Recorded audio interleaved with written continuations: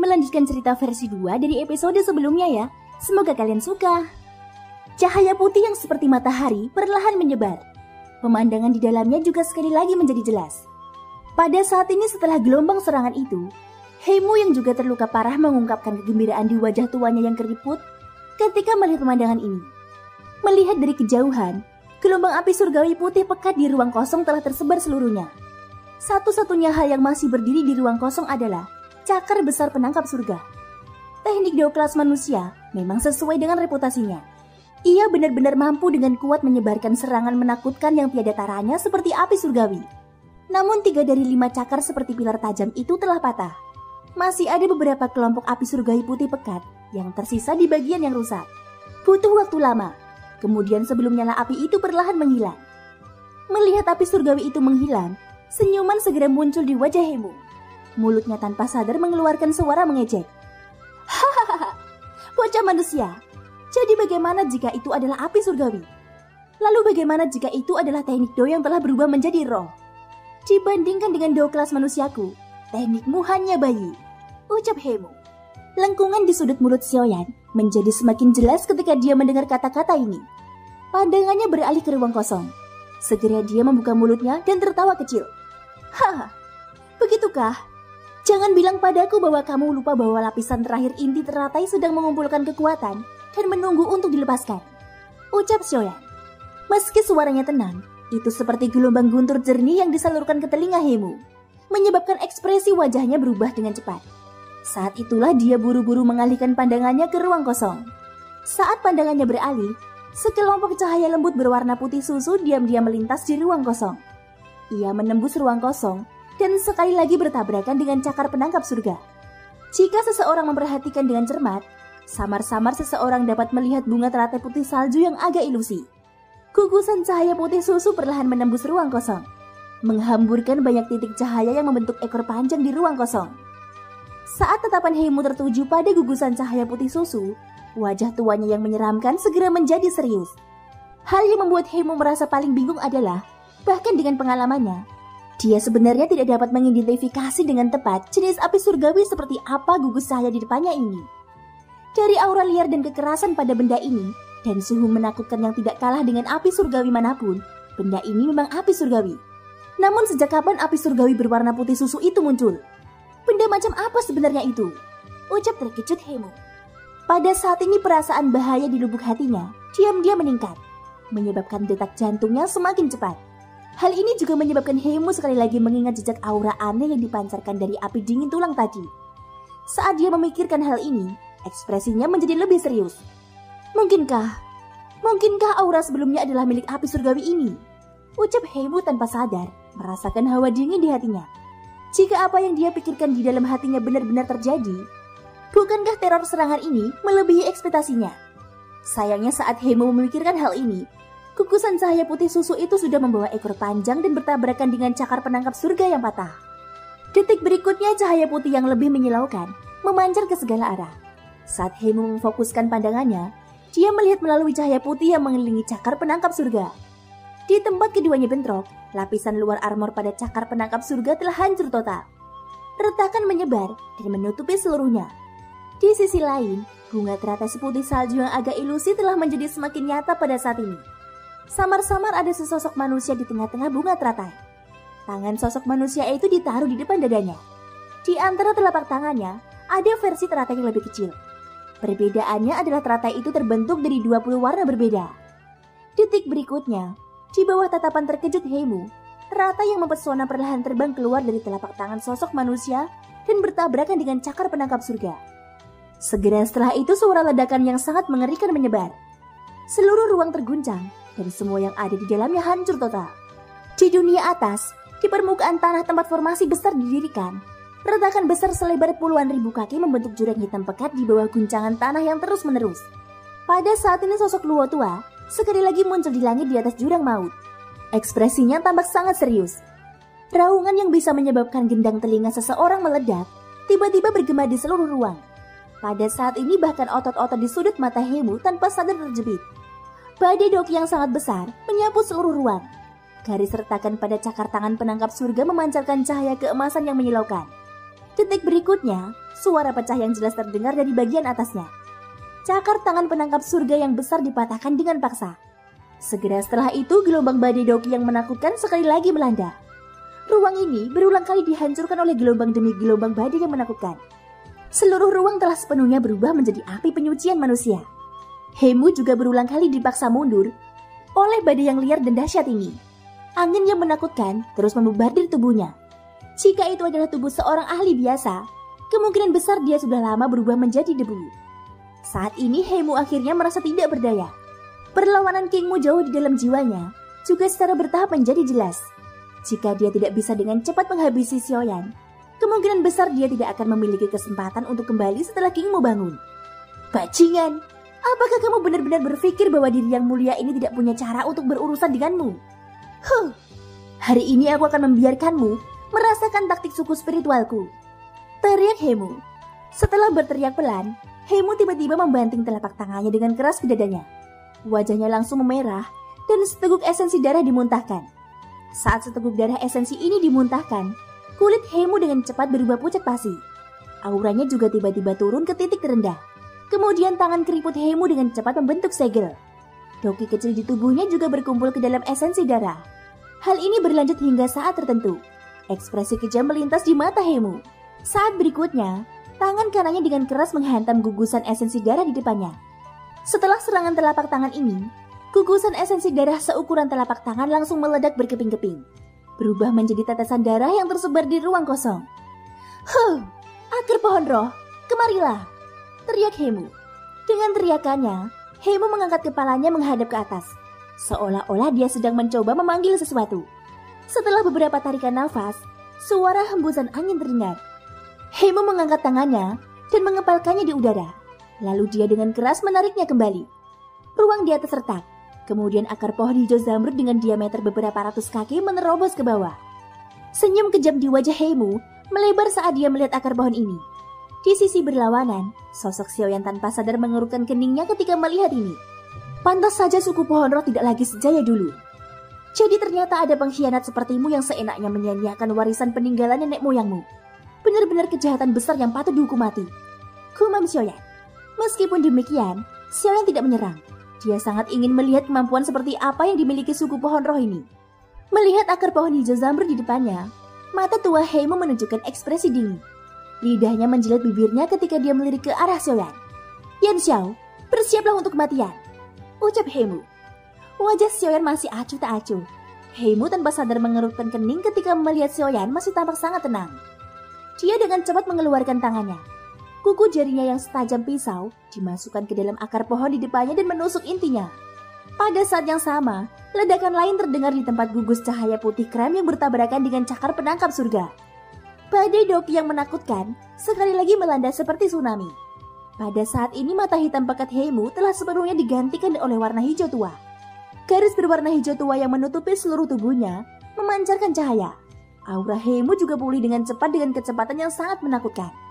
Setelah tertawa aneh, tangan Heimu yang dimasukkan ke dalam akar pohon tiba-tiba ditarik. Pada saat yang sama, akar pohon roh yang sangat besar juga mengeluarkan suara ledakan dan berubah menjadi pecahan yang memenuhi langit. Yan Xiao, tahukah kamu berapa tahun yang dibutuhkan akar pohon roh ini untuk tumbuh? Ucap Heimu dengan santai mengibaskan pecahannya.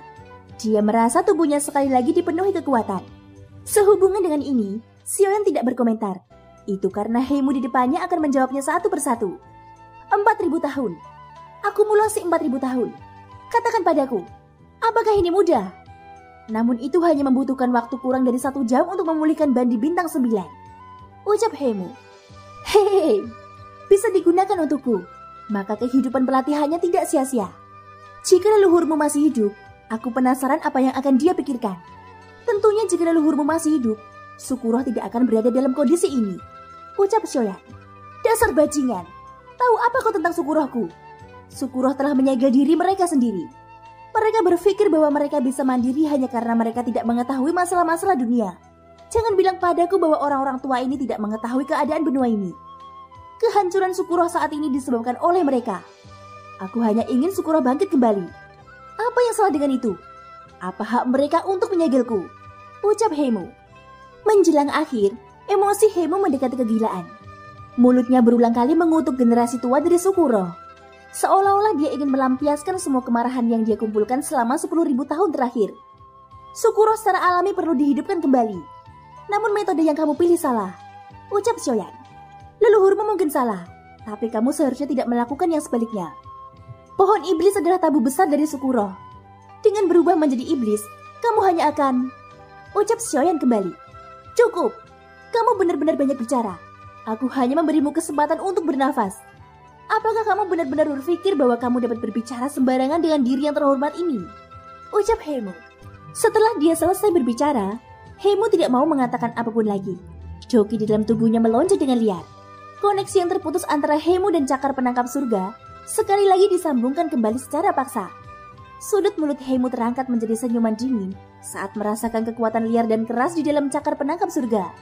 Pada saat yang sama semua doki di dalam cakar penangkap surga mulai meletus dengan liar. Segera setelah itu badai yang menakutkan sekali lagi melanda seluruh ruang. Serangan terakhir dari teratai api Buddha marah dan cakar penangkap surga telah meletus sepenuhnya. Di dalam ruang misterius, serangan kekuatan penuh yang berisi semua doki dari dua ahli bandi benar-benar meletus. Badai doki yang menakutkan berkecamuk di ruang kosong. Shoyan dan Heimu di dalamnya tampak seolah-olah mereka tidak ada hubungannya dengan itu. Mereka sama sekali tidak terpengaruh. Setelah ledakan dua teknik Dao, awan jamur besar perlahan terbentuk di ruang kosong. Suhu yang sangat tinggi dan kabut putih keabu-abuan memenuhi seluruh ruang kosong. Sekilas yang terlihat di ruang ini hanyalah kabut keabu-abuan. Ekspresi Shoyan tidak berubah menghadapi ini.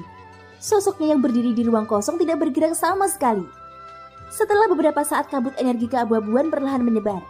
Suara angin kencang muncul. Kabut energi di ruang di depan Shoyan tiba-tiba terbelah menjadi dua sisi. Segera setelah itu sosok Heimu yang melesat datang terungkap. Tangannya yang keriput yang ditutupi dengan garis-garis hijau tua terulur ke depan. Itu menghantam dada Shoyan dengan keras. Bang!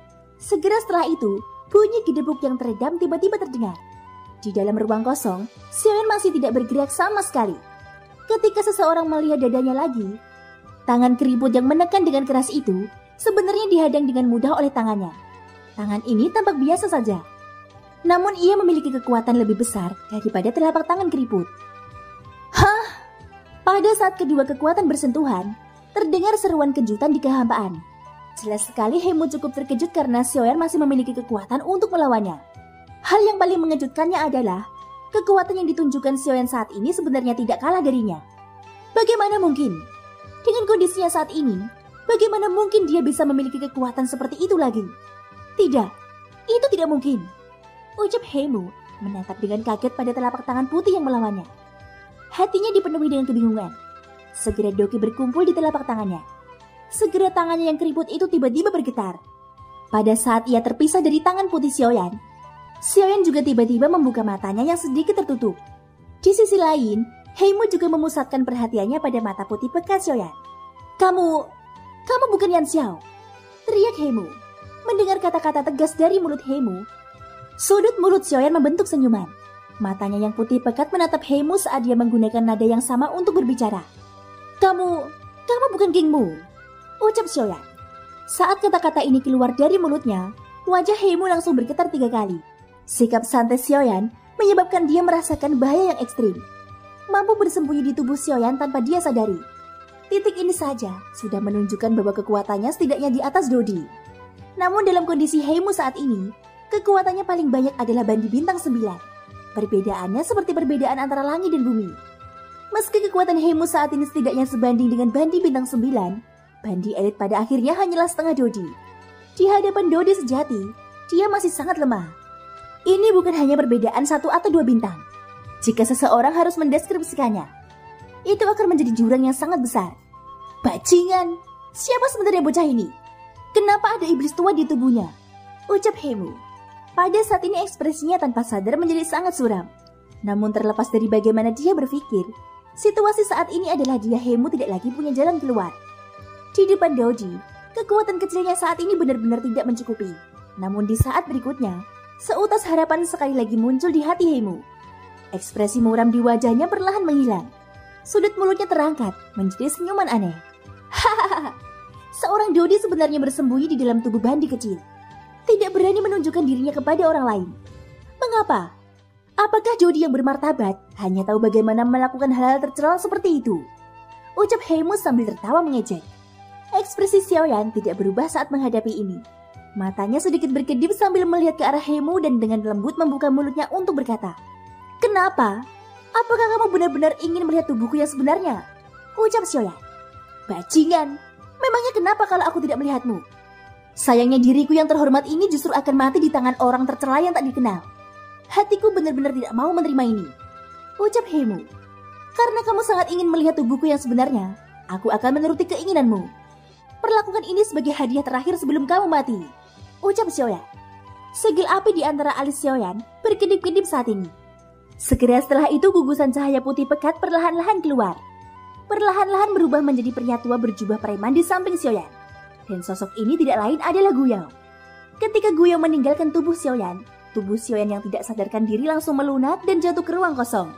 Guyao sepertinya sudah menduga hal ini. Dengan lambaian lengan jubahnya, sebuah kekuatan tak terlihat menyapu dan menopang tubuh Xiaoyan di ruang kosong. Melihat adegan ini, sebuah pemikiran tiba-tiba terlintas di benak Heimu. Tanpa sepatah kata pun, sosoknya menghilang dari tempatnya dan menyerang Xiaoyan yang terbaring di ruang kosong. Dari cara Heimu melihatnya, karena lelaki tua di sampingnya ini bersembunyi di tubuh Xiaoyan tanpa melukainya, itu berarti hubungan mereka berdua tidaklah sederhana. Selama Heimu bisa mengendalikan Xiaoyan, dia akan bisa memaksa Guyao untuk menahan diri. Meski kekuatan Heimu jelas kalah dengan Guyao, Heimu yakin dia bisa menangkap Xiaoyan saat Guyao meninggalkan tubuh Xiaoyan.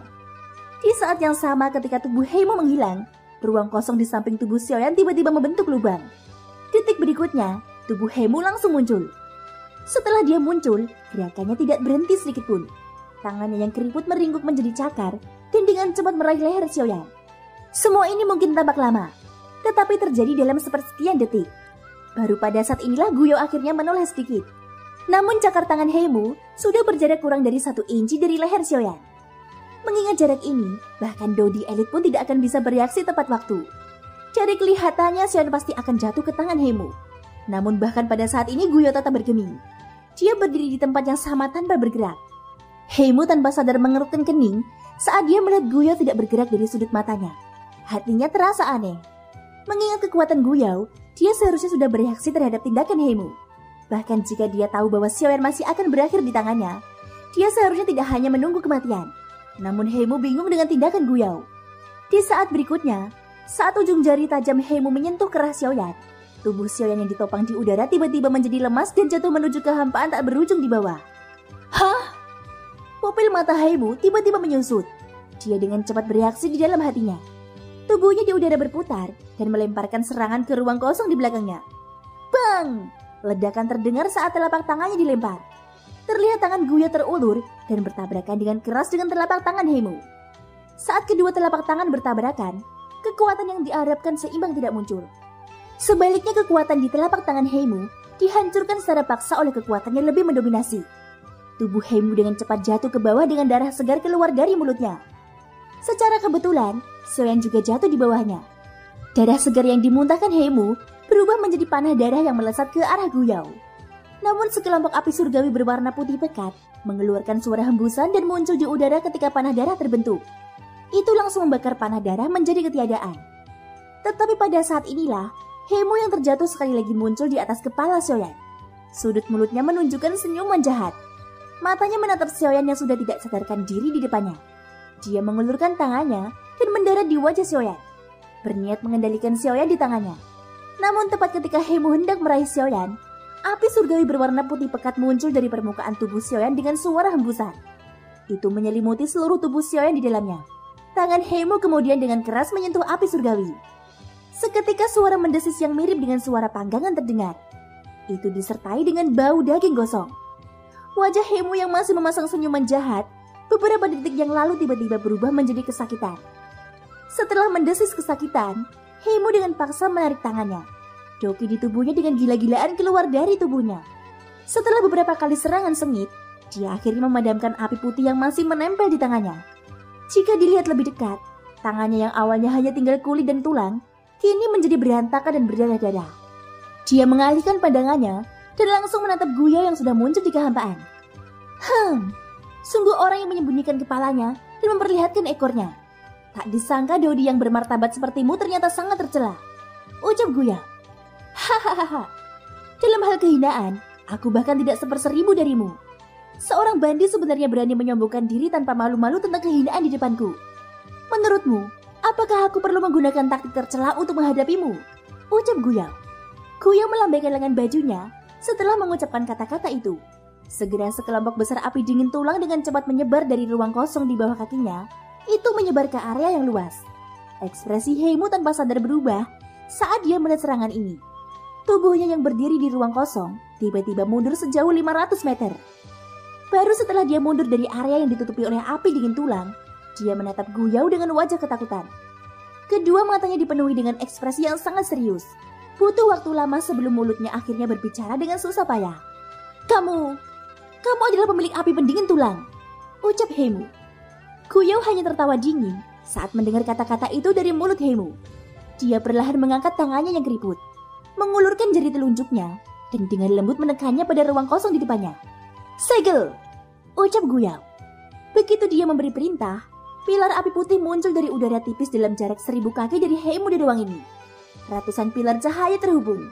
Dalam beberapa tarikan nafas, mereka membentuk sangkar api surgawi yang menjebak Heimu di dalamnya. Mata Heimu perlahan menyusut ketika sangkar api surgawi menjebaknya. Hatinya dipenuhi dengan keterkejutan dan ketakutan. Dia tidak pernah menyangka kalau orang tua di tubuh Xiaoyan akan sekuat itu. Perlu diketahui bahwa, berdasarkan aura yang dia rasakan sebelumnya, kekuatan sebenarnya dari lelaki tua di depannya ini bahkan lebih besar daripada saat dia berada di puncaknya. Namun bagaimana Heimu bisa dengan mudahnya pasrah?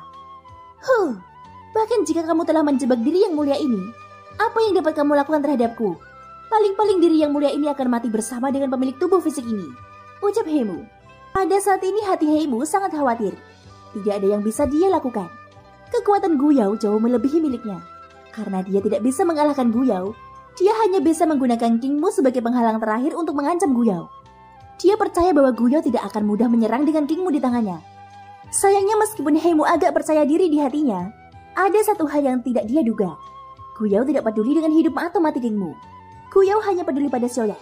Oleh karena itu, Guyau tanpa sadar mendengus setelah mendengar kata-kata ancaman tersebut. Apakah kamu berencana menggunakan nyawa Kingmu untuk mengancam diriku? Ucap Guyau.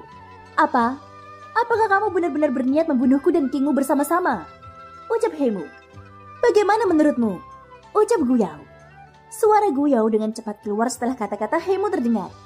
Mata Heimu tiba-tiba menyusut saat dia mendengar ketidakpedulian dalam kata-kata Guyau. Jantungnya yang tadinya tenang, sekali lagi tertahan di tenggorokannya. Mungkinkah orang tua di hadapannya benar-benar berniat membunuhnya dan Kingmu bersama-sama? Saat dia memikirkan hal ini, seluruh tubuh Heimu bergetar hebat. Keringat dingin tanpa sadar muncul di keningnya. Kamu benar-benar orang yang kejam dan tanpa ampun. Namun menurutku, hubunganmu dengan Xiaoyan tidak biasa. Jika aku tidak salah, bocah ini harus menjadi muridmu, ucap Heimu. Heimu benar-benar terlalu memikirkan banyak hal. Namun Guyau memang memikirkan sesuatu.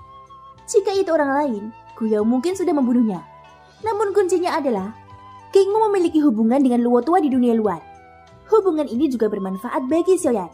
Kalau tidak, dia tidak akan peduli dengan Kingmu atau Heimu. Hei, kamu tidak bodoh. Kamu bahkan tahu cara menggunakan dia untuk menahanku. Namun aku bukanlah gurunya, ucap Guyau. Heimu tanpa sadar mengangkat alisnya saat mendengar kata-kata Guyau. Tidak disangka guru Xiaoyan adalah orang lain. Di saat yang sama, Heimu sekali lagi menghela nafas lega. Tenggorokannya bergulung saat senyuman sekali lagi muncul di sudut mulutnya. Dia baru saja akan berbicara ketika Guyau dengan cepat membuka mulutnya. Namun apa hubungannya ini denganku?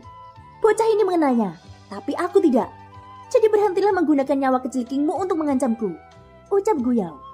Ekspresi Heimu berubah lagi setelah kata-kata Guyau terdengar. Hatinya sangat marah hingga dia berharap bisa menampar Guyau sampai mati. Namun saat ini, batuk lembut menarik perhatian Guyau dan Heimu.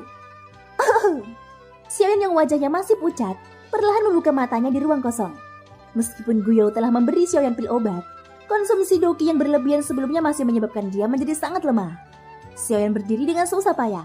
Matanya mengandung rasa terima kasih saat dia melihat Guyau di sampingnya. Guyau tersenyum sebagai jawabannya. Hei, kalau bukan karena orang tua ini, nyawa kecilmu ini akan hilang, ucap Guyau pada Xiaoyan. Xiaoyan tersenyum. Dia secara alami sadar bahwa jika Guyau tidak ada di sampingnya, dia akan tetap terikat oleh Heimu dan hanya bisa menunggu kematian tiba. Namun dia juga tahu bahwa Guyao pasti akan membantunya. Oleh karena itu dia memiliki keberanian untuk bertarung dengan hantu tua 10.000 tahun yang lalu ini. Yan Xiao, tidak disangka ada iblis tua di tubuhmu. Diri yang terhormat ini memang telah meremehkanmu. Namun diri terhormat ini ingin melihat apakah jimat pelindungmu ini benar-benar akan membunuh diri mulia ini dan pemilik tubuh ini. Ucap Hemu menatap tajam ke arah Xiaoyan. Xiaoyan mengangkat alisnya saat mendengar kata-kata dari mulut Hemu. Kingmu memiliki hubungan yang luar biasa dengan Luo Tua. Dan tubuh fisik yang digunakan Hemu saat ini milik Kingmu. Xiaoyan pasti tidak akan mengabaikan hidup dan mati Kingmu. Baiklah, kenapa kamu mengatakan begitu banyak omong kosong? Aku hanya menggodamu tadi. Namun karena bocah ini sudah bangun, aku tidak perlu terus bermain denganmu. Ucap Guyao. Sebelum Xiaoyan bisa melakukan apapun, Guyao sudah melihat ke arah Hemu dengan senyuman dingin. Tangannya perlahan terulur dan perlahan mengepal di ruang kosong. Di saat yang sama, sangkar api surgawi yang menjebak Hemu juga menjadi lebih kecil. Selanjutnya, kamu harus patuh menerima takdirmu.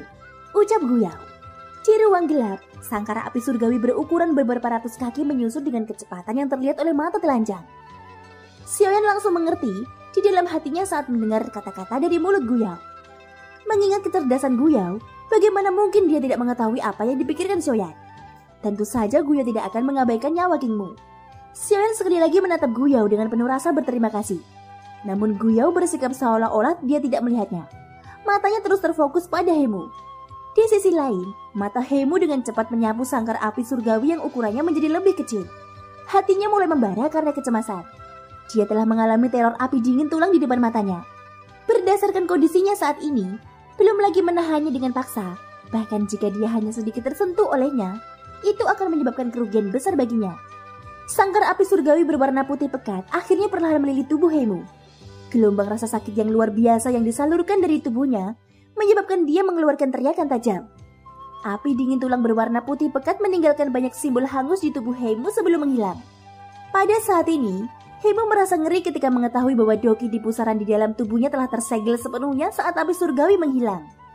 Tanpa dukungan dokinya, Hemu saat ini hanya seperti orang tua biasa. Dia tidak lagi menjadi ancaman bagi Xiaoyan.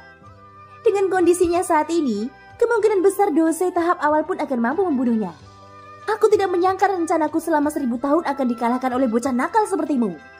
Bocah, begitu aku meninggalkan dunia suku pohon spiritual ini lagi, aku pasti akan mencari di seluruh benua untuk membunuhmu. Ucap Hemu perlahan mengangkat pandangannya dan menatap Xiaoyan dengan ekspresi berbisa. Sudut mulut Xiaoyan membentuk senyuman setelah mendengar kata-kata ini. Karena Gutua telah menyegel dokimu, dia tidak berniat membiarkanmu terus hidup. Jangan bilang padaku bahwa kamu bahkan tidak menyadarinya. Ucap Xiaoyan. Apakah kamu benar-benar akan mengabaikan hidup dan mati Kingmu dan membunuhku dengan paksa? Izinkan aku memberitahumu. Aku telah sepenuhnya menyatu dengan tubuh Kingmu. Jika aku mati, Kingmu juga akan mati. Karena kamu ingin membunuhku, kamu harus melangkahi tubuh Kingmu terlebih dahulu. Bagaimana? Ayo bunuh aku. Bunuh aku. Dan semua masalah akan terpecahkan. Ucap Hemu. Berisik. Apakah menurutmu aku tidak berani membunuhmu? Ucap Guyao. Dia mengulurkan tangannya dan kekuatan hisap yang mengerikan langsung muncul di telapak tangannya.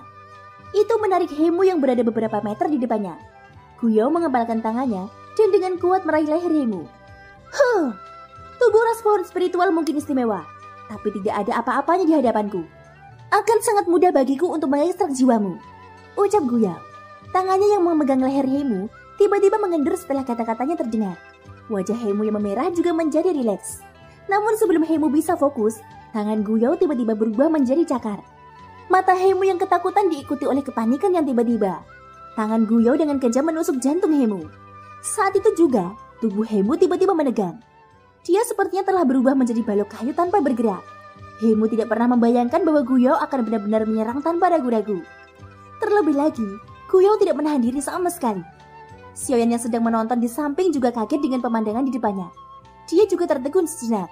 Jantung adalah sumber kehidupan bagi semua makhluk hidup. Sekali rusak, seseorang pasti akan mati. Meskipun mereka dapat bertahan hidup tanpa tubuh fisik yang diberi kekuatan, jiwa mereka pasti akan rusak jika jantung mereka rusak. Ini bukanlah sesuatu yang ingin mereka lihat. Pemandangan saat ini memang cukup menakutkan. Tanpa berkata apa-apa, Guyao menarik tangannya dari dada Hemu. Namun saat Xiaoyan memfokuskan matanya, dia sekali lagi dikejutkan oleh pemandangan di depannya. Apa yang muncul di tangan Guyao bukanlah jantung yang berdarah seperti yang dia bayangkan. Sebaliknya itu adalah akar pohon berwarna kuning lembut seukuran telapak tangan. Saat ini sekilas ada lapisan kabut hitam keabu-abuan yang menempel di permukaan akar tersebut. Bahkan sepertiga akar pohon sudah berubah menjadi hitam pekat.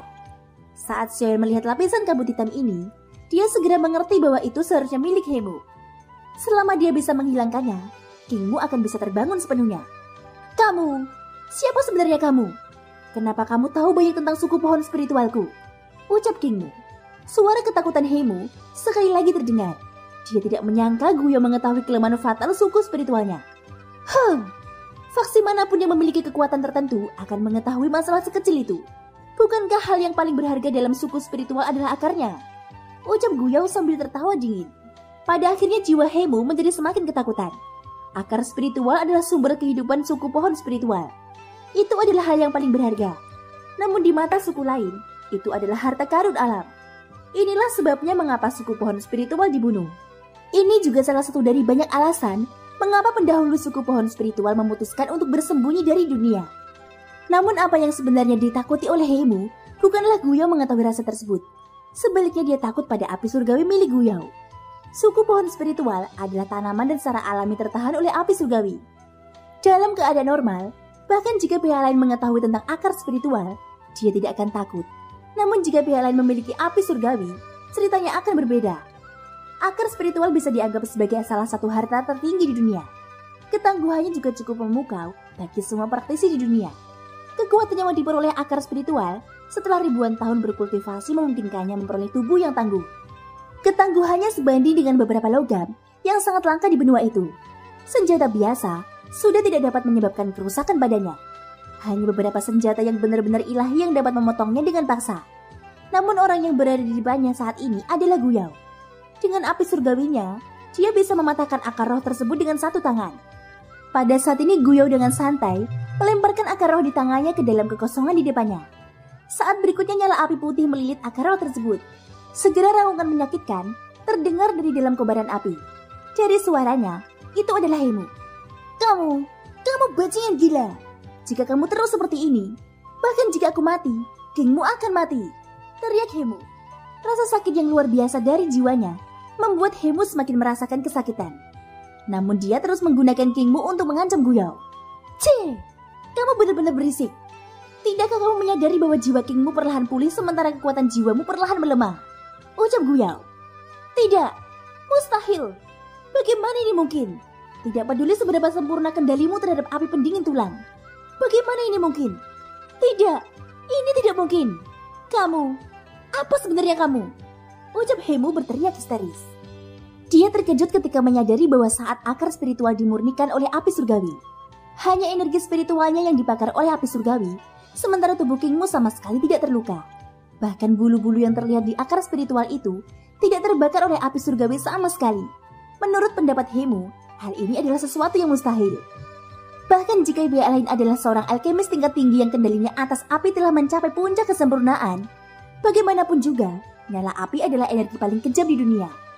Suhu tinggi yang terkandung pada nyala api sudah cukup untuk mengubah sepotong logam menjadi magma, bahkan dari jarak yang sangat jauh, apalagi pada jarak seperti itu. Bahkan dengan Guyo yang menekan api dingin tulang saat dilepaskan, api dingin tulang seharusnya mampu membakar bulu-bulu akar spiritual menjadi abu. Namun hal itu tidak terjadi. Nyala api hanya memurnikan lapisan hitam yang menempel pada akar spiritual. Seolah-olah kendali Guyo terhadap api pendingin tulang telah menyatu menjadi satu. Dia mampu mengendalikan api pendingin tulang seolah-olah itu adalah lengannya sendiri. Api surgawi adalah dia, dan dia adalah api surgawi. Jiwa Hemu langsung bergetar, seolah disambar petir saat memikirkan hal ini. Pikirannya benar-benar kosong.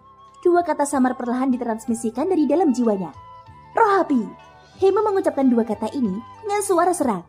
Segera dia sepertinya kehilangan seluruh kekuatannya. Seluruh jiwanya menegang dan aura awalnya yang lemah dengan cepat menghilang. Roh api. Dua kata ini saja sudah cukup membuat Hemu kehilangan semua harapan untuk hidup. Sudah cukup. Aku tidak akan membuang waktu lagi bersamamu, ucap Guyo. Kekuatan spiritual yang menakutkan melonjak keluar dari telapak tangannya. Itu dengan cepat dituangkan ke dalam akar roh dan dengan paksa memutuskan hubungan antara jiwa Hemu dan Kingmu. Segera setelah itu, tangannya yang terulur tiba-tiba mengepal. Sepertinya ada sesuatu yang dicengkram di telapak tangannya saat ini. Dia perlahan menarik tangannya yang keriput. Api dingin tulang yang membungkus tubuh King Mu juga menghilang. Bagian kecil dari King Mu yang menjadi gelap karena jiwa Hemu menyerbunya telah hilang pada saat ini. Guyao perlahan membuka tangannya yang terkepal. Pada saat ini, sekelompok jiwa hitam pekat terus bergetar di telapak tangannya. Baru kemudian Guyao mengalihkan pandangannya ke Xiaoyan di sampingnya. Dia secara acak melemparkan jiwa Hemu ke ruang kosong di depan Xiaoyan. "Kamu harusnya tahu apa yang harus dilakukan selanjutnya kan?" ucap Guyao. Xiaoyan melihat ke arah jiwa Hemu yang gemetar di depannya. Dia secara alami memahami arti di balik kata-kata Guyao, yaitu menggunakan jiwa Hemu untuk menutrisi jiwa leluhur Xiaoshuan. Namun saat dia mengalihkan pandangannya ke Guyao, Guyao membalikan tubuhnya dan terbang ke kedalaman alam ini. Doki di dalam tubuh Hemu sudah disegel. Jiwanya juga terluka parah. Dia tidak lagi menjadi ancaman bagi Xiaoyan. Oleh karena itu, Guyao secara alami dapat pergi tanpa khawatir. Senyuman tulus perlahan muncul di sudut mulut Xiaoyan sambil melihat punggung Guyao. Setelah sosok Guyao berangsur-angsur menghilang, Xiaoyan akhirnya melontarkan kata dari mulutnya. "Terima kasih banyak Gutua," ucap Xiaoyan. Telinga Guyao yang terbang melalui ruang kosong di kejauhan sedikit bergerak saat Xiaoyan mengucapkan kata-kata ini. Mulutnya mengeluarkan ejekan lembut ketika sudut mulutnya perlahan terangkat menjadi senyuman. Guyao mengangkat matanya. Kilatan berkedip di matanya yang putih pekat saat dia melihat ke kedalaman alam ini. "Biarkan aku melihat seperti apa rahasia suku pohon roh itu," gumam Guyao. Pada saat ini, Xiaoyan duduk bersila di ruang kosong. Auranya mulai pulih secara perlahan. Sudut mulut Xiaoyan membentuk senyuman saat dia membalik tangannya. Sebuah cahaya melintas di cincin penyimpanannya dan botol giok seukuran telapak tangan muncul di tangan Xiaoyan. Raungan menyakitkan yang terdengar saat botol giok dibuka. Hal ini menyebabkan senyuman di sudut mulut Xiaoyan menjadi semakin dingin. Sebuah pemikiran melintas di benaknya dan api surgawi di dalam botol giok itu tersebar. Segera setelah itu, sesosok manusia berkulit hitam pekat dengan cepat terbang dengan ketakutan. Namun jiwa itu ditangkap oleh telapak tangan Xiaoyan. Orang ini adalah Hemu yang budidayanya telah disegel oleh Guyao. Sebelum Hemu bisa membuka mulutnya untuk mengutuk, api surgawi yang menakutkan melonjak dari telapak tangan Xiaoyan dan membungkusnya. Api surgawi yang menakutkan itu seperti binatang buas eksotis yang dengan ganasnya menggigit jiwanya. Xiaoyan akhirnya perlahan membuka tangannya setelah Hemu menjerit kesakitan. Api surgawi tersebar dan tubuh Hemu yang lelahan akhirnya memiliki kesempatan untuk beristirahat. "Bagaimana? Bagaimana rasanya dibakar oleh api surgawiku?" ucap Xiaoyan. Saat dia mendengar kata-kata ini, tubuh Hemu tanpa sadar menggigil. Dia mengangkat kepalanya dan melihat Xiaoyan yang seperti dewa besar di depannya. Kemarahan di hatinya semakin besar. Kedua api surgawi itu berada di peringkat ke-14 dalam peringkat api surgawi. Api hati jatuh dan api teratai pemurnian iblis peringkat ketiga, ucap Hemu. Xiaoyan tidak terkejut karena Hemu bisa mengenali dua api surgawi itu. Mengingat pengalaman Hemu, hal ini masih normal. Namun kata-kata Hemu selanjutnya menyebabkan Xiaoyan tanpa sadar merasa terkejut. Sayang sekali itu hanyalah dua benih api. Dibandingkan dengan api sumber asal yang sebenarnya, dunianya sangat berbeda, ucap Hemu. Xiaoyan tanpa sadar mengangkat alisnya saat mendengar ini. Tidak disangka, Hemu di depannya bisa mengenali bahwa api surgawi miliknya bukanlah api esensi. Hemu tertawa dingin ketika melihat ekspresi terkejut di wajah Xiaoyan. Dia membuka mulutnya untuk mengejek. Diri yang terhormat ini cukup beruntung bisa melihat dua api surgawi ini ketika aku berada di puncak. Kekuatannya berkali-kali lebih besar dari api surgawimu. Sedangkan untuk yang terakhir, diri yang terhormat ini mungkin belum pernah melihatnya sebelumnya. Namun aku bisa membayangkan kekuatan yang pertama, ucap Hemu. Xiaoyan juga mengerti saat mendengar kata-kata Hemu. Namun senyuman dingin di sudut mulutnya tidak berkurang sedikit pun. Tangannya yang lain terulur. Dia memberi isyarat dengan tangannya dan cahaya muncul di telapak tangannya. Segera kuali obat yang sangat besar terbang keluar dan digantung di depan Xiaoyan. Sekilas kuali besar itu memberikan perasaan yang sangat luas. Ukiran di kuali itu berasal dari dunia ini. Segala sesuatu di dunia ini seperti makhluk hidup, daratan, langit, dan lautan, semuanya tercakup di dalamnya. Kuali tersebut juga dipenuhi dengan kekuatan yang mendominasi. Dari tampilan luarnya saja, kuali ini sungguh luar biasa. Hehehe, karena mata tetua Hemu sangat tajam, kemungkinan besar kamu bisa mengenali kuali obat ini dalam sekejap, ucap Xiaoyan sambil tersenyum tipis sambil melihat Hemu. Pada saat ini senyuman mengejek dan dingin di wajah Hemu sekali lagi berubah menjadi keterkejutan. Dengan pengalamannya, ia masih bisa mengenali kuali obat di depannya meski hanya sedikit orang yang mengetahuinya. Kuali obat ini menduduki peringkat kedua pada peringkat kuali surgawi. Kuali Dewa Luotian. Ukiran di kuali menggunakan seluruh benua sebagai cermin. Ukiran seluruh benua tergambar di atasnya. Bisa dikatakan itu adalah mahakarya yang tiada tara. Bahkan ada orang yang mengatakan bahwa mendapatkan kuali Dewa Luotian setara dengan mendapatkan peta detail seluruh benua. Adapun apakah itu benua Yuanwu, tidak ada yang tahu. Bagaimanapun bahkan Xiaoyan sendiri berasal dari benua Doqi. Hanya berdasarkan poin ini saja, kuali Dewa Luotian sudah cukup untuk menekan kuali obat lainnya di peringkat surgawi. Satu-satunya yang bisa menekan kuali Dewa Luotian adalah kuali obat paling misterius yang menduduki peringkat pertama di peringkat kuali surgawi. Heimu sekali lagi mengalihkan pandangannya ke Xiaoyan. Tidak perlu menyebutkan keterkejutan di matanya. Butuh waktu lama sebelum dia membuka mulut untuk mengucapkan satu kata pada satu waktu. Kuali Dewa Luotian. Aku tidak percaya benda yang telah diperebutkan di benua ini selama ribuan tahun pada akhirnya benar-benar mendarat di tanganmu. Ucap Heimu. Hah, aku hanya beruntung. Namun aku tidak mengeluarkannya hanya untuk kamu lihat. Ucap Xiaoyan. Setelah suaranya terdengar, tangan Xiaoyan tiba-tiba melambai. Dua sekelompok api surgawi yang menakutkan melonjak keluar dan memasuki kuali Dewa Luotian. Heimu tanpa sadar mengerutkan kening saat melihat pemandangan di depannya. Dari kelihatannya, sepertinya Xiaoyan ingin memurnikan sesuatu. Heimu segera merasa sangat merinding saat memikirkan kemungkinan itu. Hatinya sangat ketakutan. Tubuhnya bergerak dan dia berusaha melepaskan diri dari telapak tangan Xiaoyan. Namun saat tubuhnya bergerak, ruang di sekelilingnya mengeluarkan suara hembusan. Dan api surgawi yang mengamuk itu naik menjebaknya di dalam. Yan Xiao, beraninya kamu. Jika kamu mengubah makhluk hidup menjadi pil, kamu akan melanggar aturan Pil Tower. Pil Tower pasti tidak akan melepaskanmu. Huh, bajingan, teriak Heimu. Heimu tidak ingin dimurnikan menjadi pil. Rasa sakitnya adalah sesuatu yang tidak dapat dia tanggung. Yan Xiao, jika kamu benar-benar berani menyerang, tunggu saja Pil Tower mendatangimu. Aturan Pil Tower pasti tidak akan dilanggar. Ucap Heimu. Oh, begitukah? Tapi aku ada di sini. Bisakah Pil Tower melakukan sesuatu? Bahkan jika aku memurnikanmu menjadi pil obat, akankah Pil Tower mengetahuinya? Apalagi ini adalah perbatasan benua. Pil Tower tidak akan melakukan sesuatu yang tidak masuk akal dengan mengejar Bandi sampai ke perbatasan benua. Lagi pula, apakah aku mengatakan bahwa aku ingin memurnikanmu menjadi pil obat? Aku tidak dapat melakukan hal seperti itu. Ucap Xiaoyan. Dia langsung meraih jiwa Heimu setelah kata-katanya terdengar. Setelah itu, penutup kuali Dewa Luotian terbuka dan dia melemparkannya ke dalam. Untuk memurnikan jiwa Heimu ke kondisi paling murni, sehingga serpian jiwa Xiao Xuan dapat menyerapnya. Xiaoyan benar-benar harus menggunakan seluruh kekuatannya. Namun dia tidak tahu berapa lama waktu yang dibutuhkan Xiao Xuan untuk benar-benar pulih. Xiaoyan menghela nafas pelan di dalam hatinya. Ekspresi tekad tambahan tiba-tiba muncul di mata Xiaoyan. Tidak peduli berapa lama, aku pasti harus memulihkan jiwa leluhur. Tidak peduli apa, aku harus membiarkanmu melihat klan Xiao saat ini. Ucap Xiaoyan. Mengikuti fluktuasi kondisi mental Xiaoyan, api surgawi di dalam kuali obat tiba-tiba menjadi lebih ganas dan liar. Api surgawi yang panas bagaikan dua singa yang mencabik-cabik jiwa Heimu. Penyempurnaan dimulai sekarang. Thank you guys, sudah mendengarkan ceritaku sampai akhir. Ikutin terus kelanjutannya ya. Semoga hari kalian menyenangkan. Sampai jumpa dan bye-bye.